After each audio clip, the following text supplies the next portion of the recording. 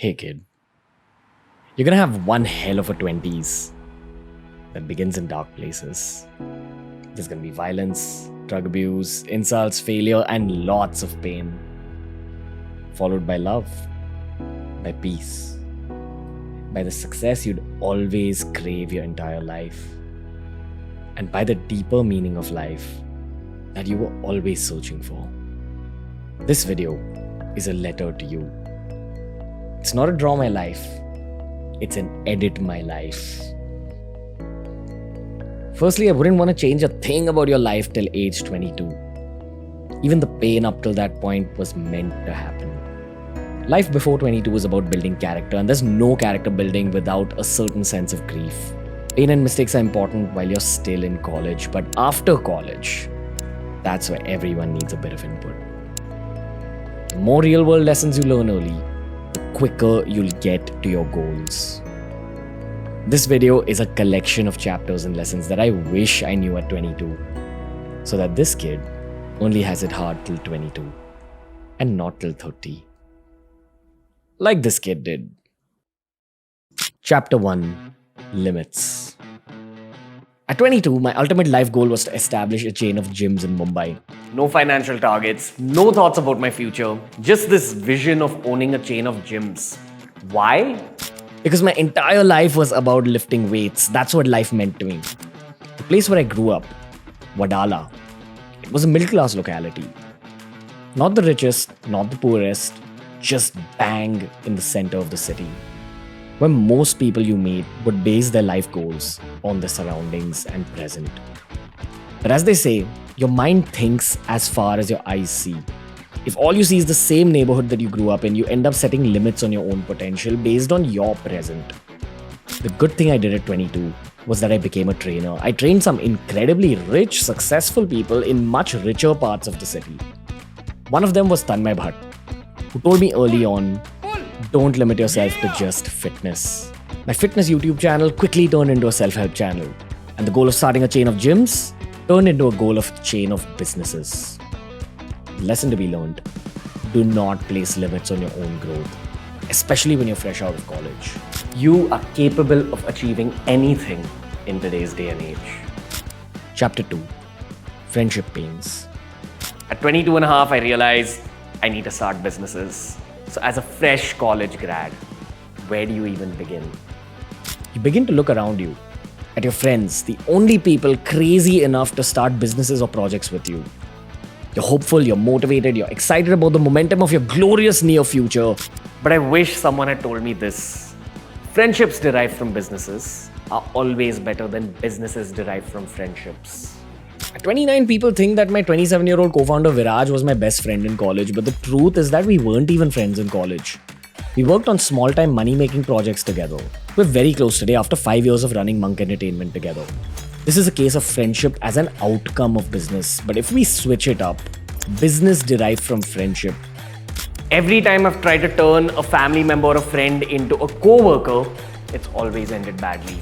I've lost money, I've lost peace of mind, and worst of all, I've lost a true human relationship. If you think you know someone well enough to start a business with them, let me tell you that no life experience exposes true character in the way that money does. The lesson to be learned here: don't look for co-founders or colleagues within your friends and family circles. It's very rare that such a situation turns out well in the long term. Even in the best case scenario, your relationship with that person will be tested. Co-founders come your way over the course of your career, not over the course of your private life. Separate your private life from your professional life and keep it that way. Chapter 3: Doubters are fuel. Wait. I mean, doubters are fuel? Age 23 was rather aggressive. When I was a kid, I heard Ronaldo once say, "Your love makes me strong, your hate makes me unstoppable."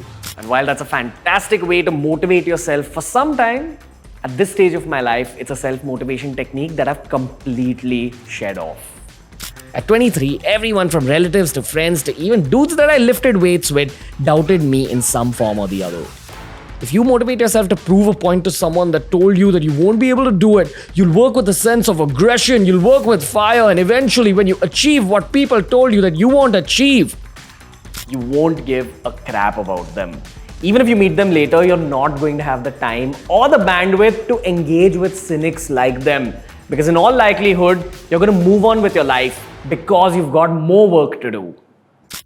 Lesson: don't work to prove anything to anybody. As long as you keep bettering yourself regularly over your own journey, you'll always be winning.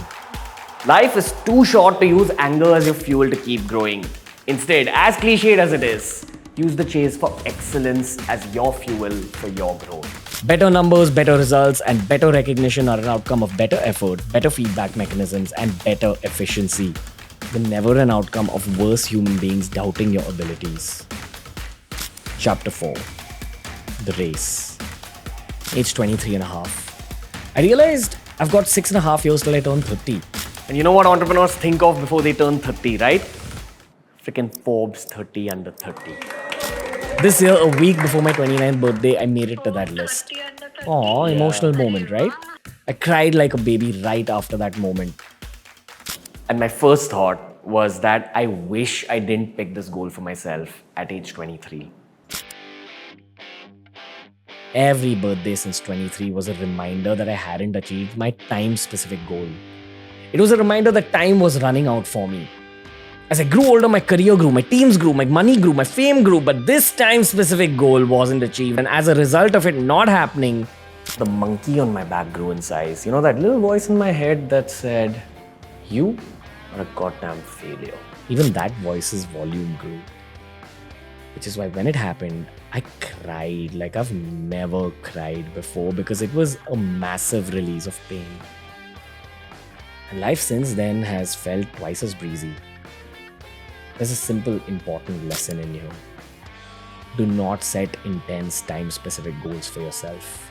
Public laurels like making it to magazines and award functions are simply an outcome of the work that you do in the world.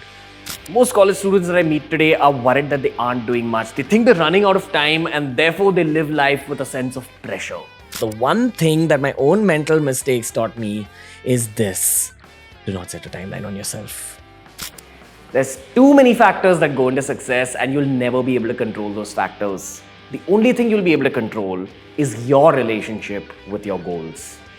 Have the biggest goals in the world and believe that you'll get there, but never place a time limit on yourself because your mental health will get way worse every single day if you treat yourself in this way. Chapter 5. Safety.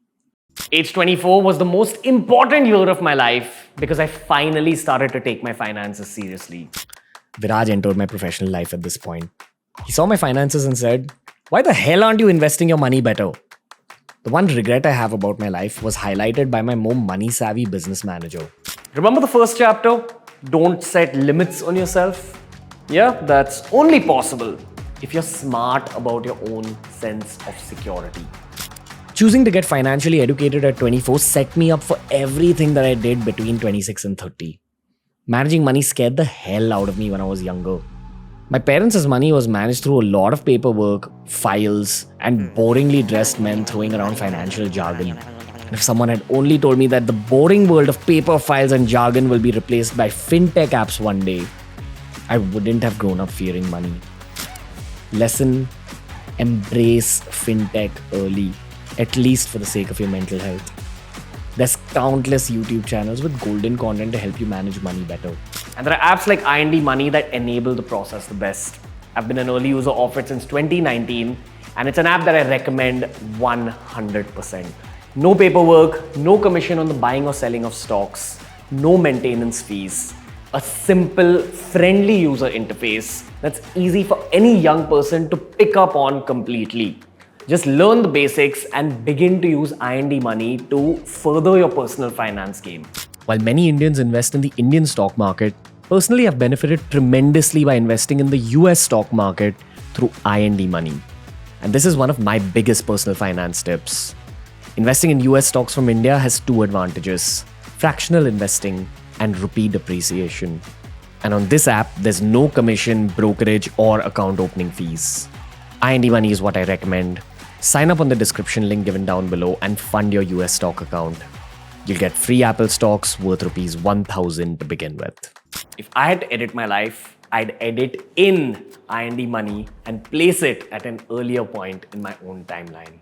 A strong personal finance game will protect you in the long term, and it'll enable you to go for bigger business games in the long term. It's only when you're sure about your defense that you can go on the offense. Chapter 6: Arrogance Breakers. Age 26. The most difficult year of my life. By this point, money was great, fame was on the rise, businesses were growing, but life happened. I went through the worst breakup of my life, but the girl that I thought was the woman of my dreams. Tears. Some revisits to old habits that I'd let go of. Lots of pain. Lots of unlearnings. Remember how I said that it's not right to use anger as fuel? Well, neither is it right to use love as fuel. Everything I was doing in my career at that point, I was doing in order to build a better future for my future wife. And I was good at my job. I was doing really well at a really young age. And that's probably why life taught me this lesson. The lesson: a fast 20s is incomplete without some speed breakers. It took a lot to heal from that breakup. But single life gave me a lot of free time. And that free time was used to network with some very smart people. And those smart people taught me that the only reason you should push yourself in your career is not anger or love. It's just the chase for excellence. Every smart person that I met made me question many of my beliefs. And I call these moments of questioning micro speed breakers. Sometimes life throws those horrible, huge speed breakers at you, the breakups, the failures, the loss of a loved one. And other times, you've gotta endure one of these micro speed breakers. The lesson here is that you'll remain humble when your heart is broken, or when you consistently choose to be with smarter, older professionals.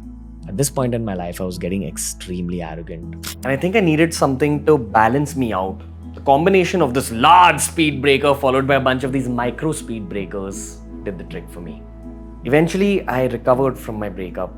But also, eventually I turned this habit of networking with older people into the biggest move of my own career. It gave me my podcast, The Ranveer Show. Thank you to my ex, wherever she is. Chapter 7: Neuroplasticity. This was realized from the age of 27 to 29. I started the podcast at 26 because I literally ran out of content to create. And the podcast seemed like an easy and quick way to make videos and to keep my dying YouTube channel alive. But over time, it's become the best way to network, the easiest way to grow my YouTube channel, and above all, the fastest way to grow my own knowledge. The podcast has taught me so much about the human personality. And the ultimate truth about the human personality is this: that it's completely bendable. We grow up in a world where we're constantly placed in boxes. I'm an introvert, I'm an extrovert, I'm a day person, I'm a night person, I'm a shy person, I'm an ambitious person, I'm a lazy person. But the truth is that you can be none of these or all of these, depending on your experiences, your learnings, and the people that you're exposed to. Through the show, I get to deep dive into multiple minds, and the one truth I've learned about life is that life and personalities are ever changing. You might hear this and think to yourself, why is this a big 20s lesson? But trust me, it's one of the biggest. The lesson is that the boxes we place ourselves in eventually become our stories. Neuroscience says that your brain is built like a tree. The lower part, your medulla oblongata, is the tree trunk, and it's not going to change much throughout your life. But the upper parts of your brain are like the branches of a tree. They can be completely reshaped, strengthened, added upon, and most importantly, slashed away and removed. This is called neuroplasticity, the ability of your brain to change its own structure and therefore your personality throughout your life. If I knew about neuroplasticity earlier, I'd have been able to clean up my life earlier. I wouldn't delay forming a better sleep routine with the excuse that I'm a night owl. I wouldn't doubt myself so much with the excuse of childhood trauma. And above all, I wouldn't aim for goals lower than my capabilities because of the excuse of circumstance. The one thing that the podcast taught me is this: everyone is equally stupid with varying levels of willingness to change through learning. And the best minds in the world learn new things as ferociously as they unlearn their own shortcomings. The best minds in the world constantly change. The moment you know that your own mind is moldable, you'll witness your entire life changing up completely. Chapter 8. Age almost 30. I don't know if I've learned this chapter or this lesson completely yet, but I'm pretty sure that it's the most important one in life. I've lived most of my life thinking that the goal of life is material success. But you know what happens after you score a goal?